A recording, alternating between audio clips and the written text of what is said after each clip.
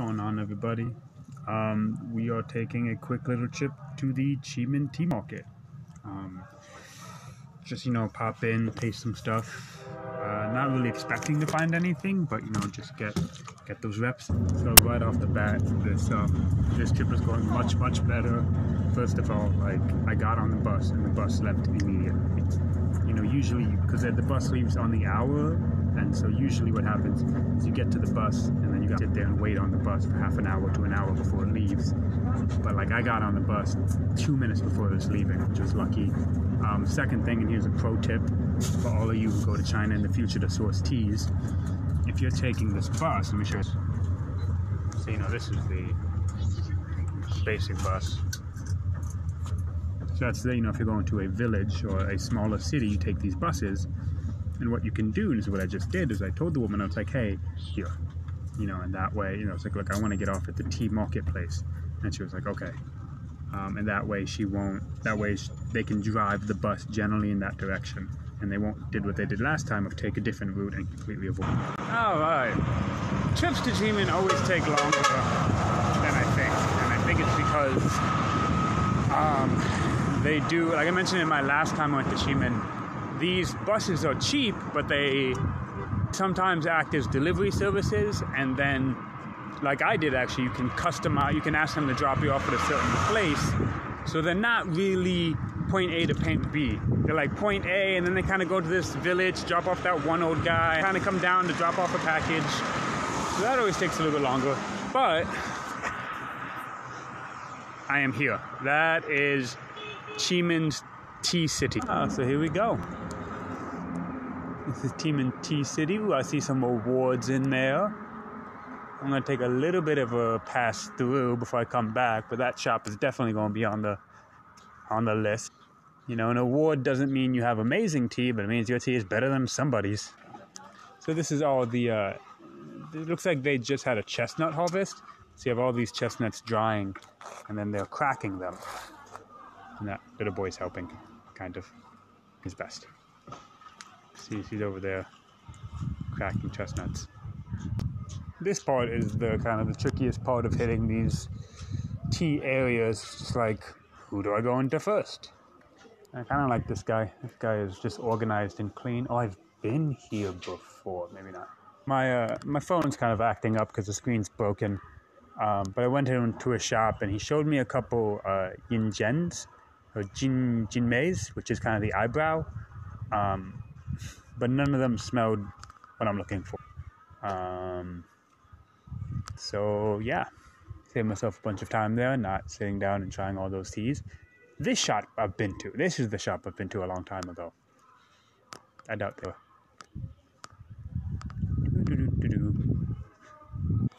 I'm gonna take a look into this store. No, it's this store. There it is. Qimen. Okay. 你闻闻看这个红人，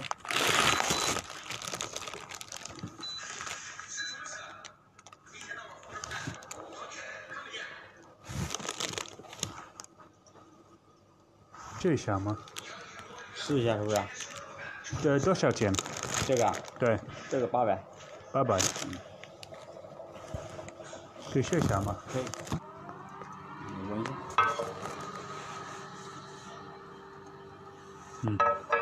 好香。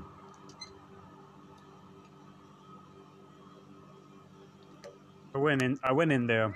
I asked for a good tea, and I said no to a few. Before there was one that could have potentially been good, but I drank and it just wasn't. It was basic. It wasn't bad. It was a little bitter, strong flavor. That typical Qimen flavor.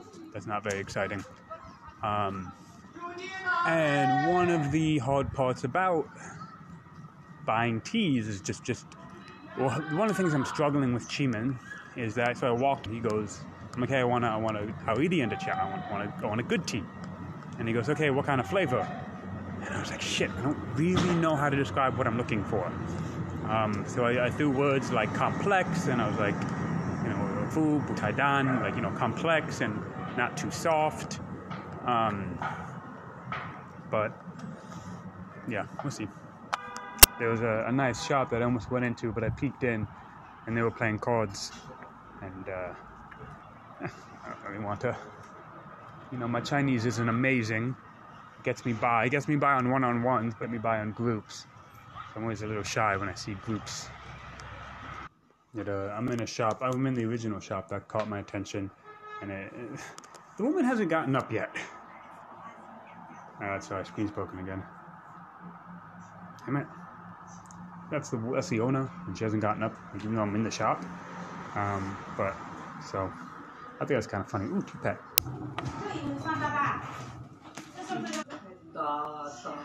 So that was interesting in the way of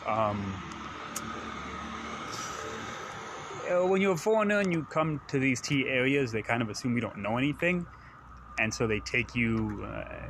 You kind of have to prove you know stuff to get the good stuff. I was like, hey, I want good tea. Like I'm not afraid of expensive, yada yada, and they still brought out the cheap tea, or the not super cheap but pretty cheap tea.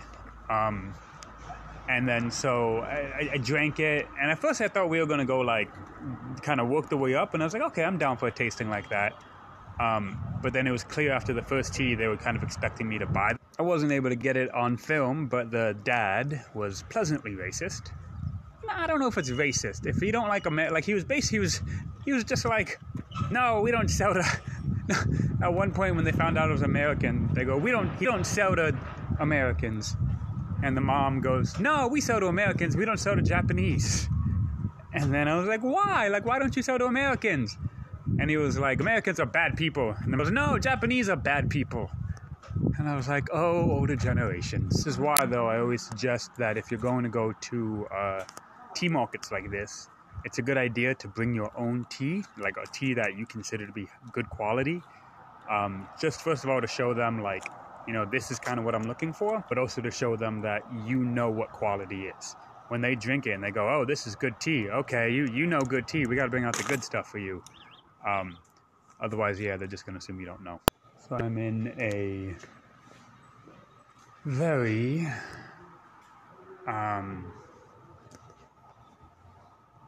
elaborate tea house, very fancy, very big, and they have Qimens up, and their Qimens are 2,000 kwai, 5,000 kwai, and for 4,000, so 2,000 kwai is about $250 per pound. For something that doesn't look particularly, oh my god, she's killing me here. One of the biggest red flags is this woman is not going through the process. She's not letting me smell, she's not letting me see. So I don't really think she's a tea person right now.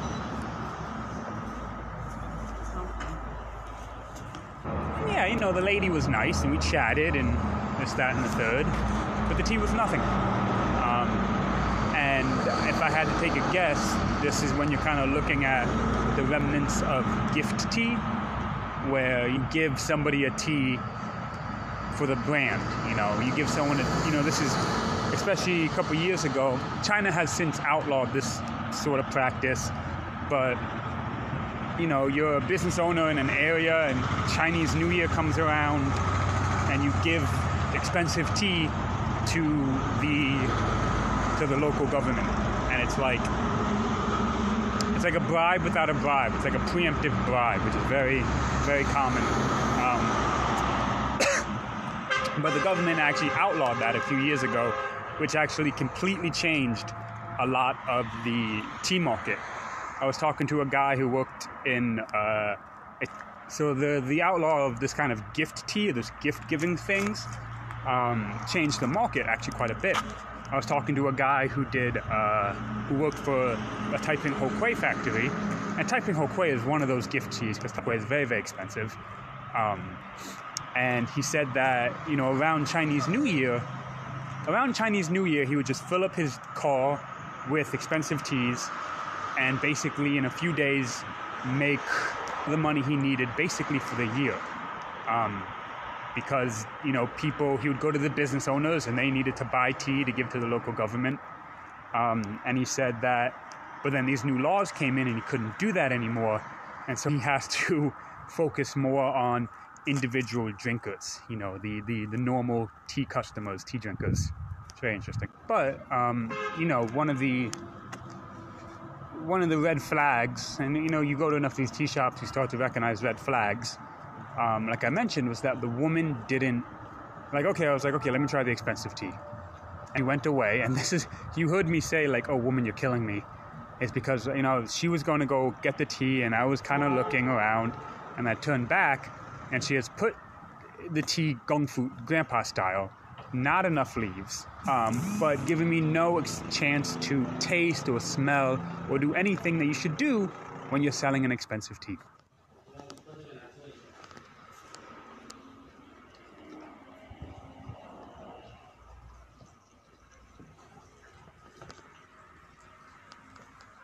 Oh, I gotta say, I'm pretty excited about this. I'm seeing a lot of teas.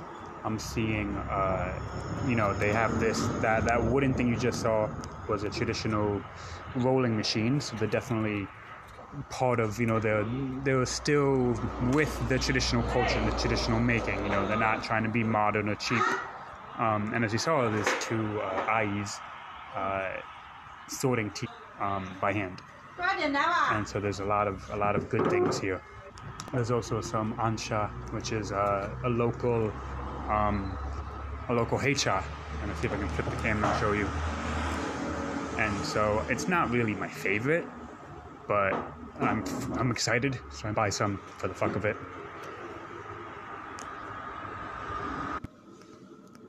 This looks very good.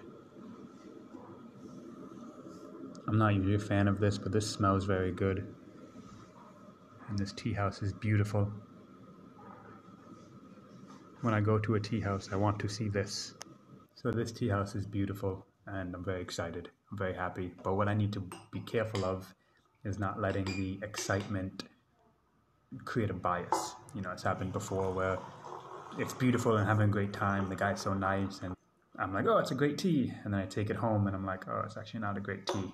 But just the environment and the energy caused a bias. So I do need to be careful of experience bias.